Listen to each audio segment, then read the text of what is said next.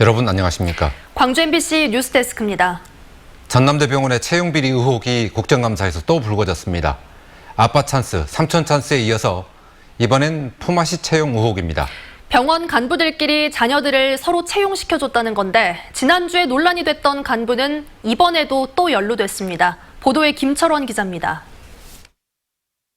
전남대병원 김모 사무국장과 지모 총무과장은 병원 행정과 인사 업무를 총괄하는 병원 서열 3, 4위의 간부 공무원들입니다. 이들에게는 각각 아들들이 있는데 지난해와 올해 차례로 시험에 합격해 전대병원 직원이 됐습니다. 문제는 이들 아들들이 채용 면접을 볼 때 아버지의 상사와 아버지의 부하 직원이 면접관으로 들어왔다는 사실입니다. 지난해 사무국장 아들이 지원했을 때는 총무과장이 면접관으로 참여해 98점의 최고점을 줬고 올해 총무과장 아들이 지원했을 때는 사무국장이 면접관으로 참여해 마찬가지로 최고점을 주어서 합격했습니다. 이거 정말 황당한 품앗이 채용 비리 아니에요? 호흡이 맞는 선후배 콤비가 병원 업무 발전에 실력을 발휘한 게 아니라 자기 자식 취업 비리에 콤비 플레이를 한 의혹이 있는 겁니다. 품앗이 채용 비리 의혹을 사고 있는 사무국장은 지난해는 자신의 아들은 물론 조카와 아들의 옛 여자친구 채용에도 관여한 의혹이 드러나 경찰 수사를 받고 있습니다. 병원 노조는 전남대병원의 채용 비리 의혹이 이뿐만이 아니라고 주장하고 있습니다. 저희가 확인해 본 바로는 관리자들의 친인척들이 20명 이상이 지금 병원 내에 근무를 하고 있습니다.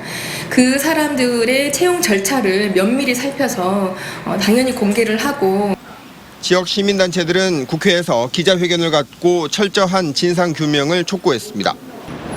경찰 수사 결과 의혹이 사실로 확인될 경우 전대병원발 채용비리 의혹의 파장은 걷잡을 수 없이 커질 것으로 예상됩니다.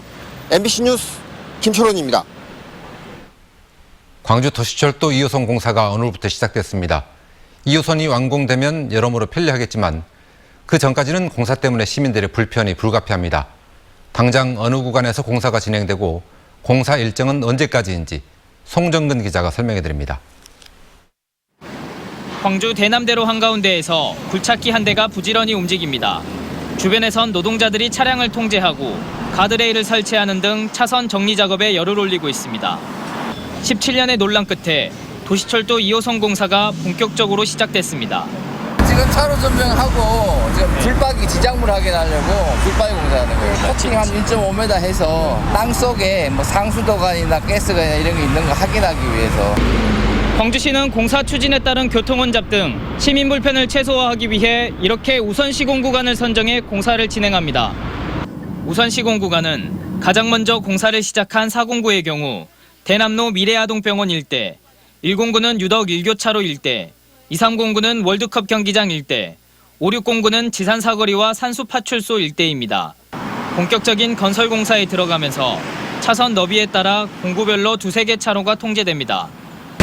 교통량이 많은데 공사하면 아무래도 차량들이 다니기가 불편하죠, 약간. 광주시는 불편을 최소화하기 위해 다양한 방안을 모색하고 있습니다. 차로 점유를 최소화하고 출퇴근 시간대 작업을 지양하는 한편 정체 예상 구간에서는 야간 작업을 하기로 했습니다.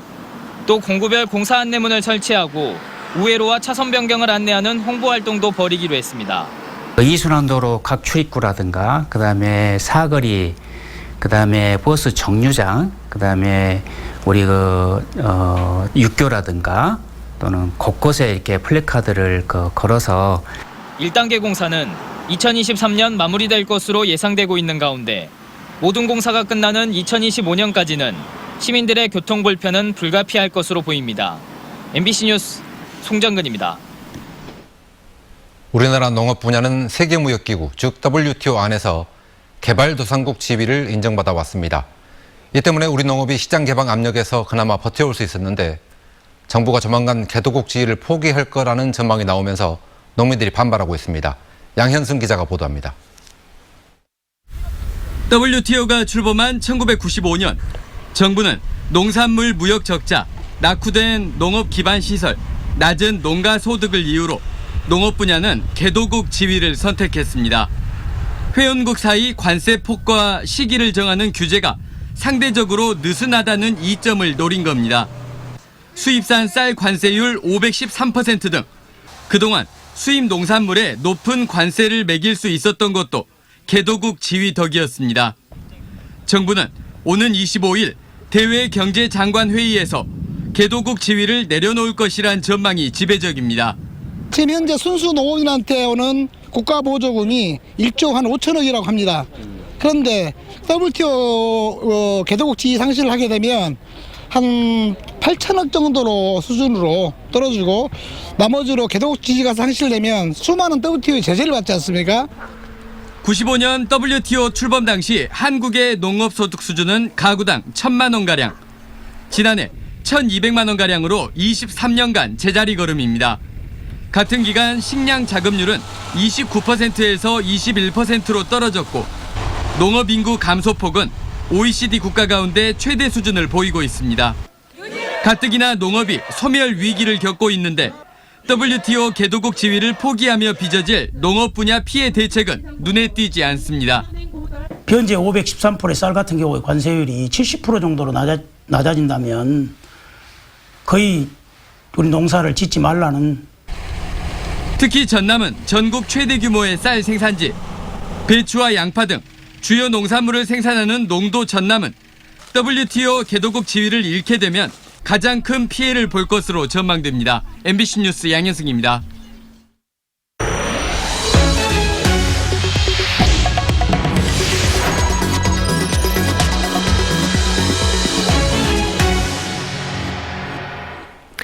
전력 사용량이 실시간으로 집계되는 지능형 전력량계, 즉 스마트 그리드 사업이 몇 년 전부터 광주 지역에서 꾸준히 실시돼 왔는데요.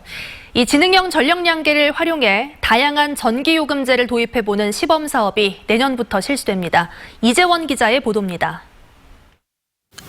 760세대 규모의 한 아파트 단지입니다. 각 가정에서 사용하고 있는 전력량은 지능형 전력량계를 통해 실시간으로 집계되고 이렇게 쌓인 전기 사용 데이터는 곧바로 DCU를 거쳐 서버에 입력됩니다. 입력된 정보는 이 아파트 단지의 모든 전기 사용 정보가 담긴 빅데이터로 실시간 분석을 넘어서 월별, 연간 사용량까지 한눈에 파악해 볼 수 있습니다. 또 원하는 가정은 스마트폰을 통해 실시간으로 가구별 정보를 전송받을 수 있습니다. 검침도 수월해졌고 또 요금 부과랄지 이런 관련된 업무들이 많이 감소함으로써 다른 업무를 또 더 할 수 있는 그런 역량이 생겼다고 볼 수 있죠. 이 같은 지능형 전력량계, 즉 AMI가 설치된 아파트 7,000세대를 대상으로 앞으로 다양한 시범 사업이 실시됩니다. 주목받는 사업은 바로 빅데이터를 활용한 다양한 전기 요금제의 도입입니다. 지능형 전력량계에 쌓인 빅데이터를 분석해 전기 사용이 많은 시간대와 적은 시간대 등으로 요금을 다양화하겠다는 겁니다.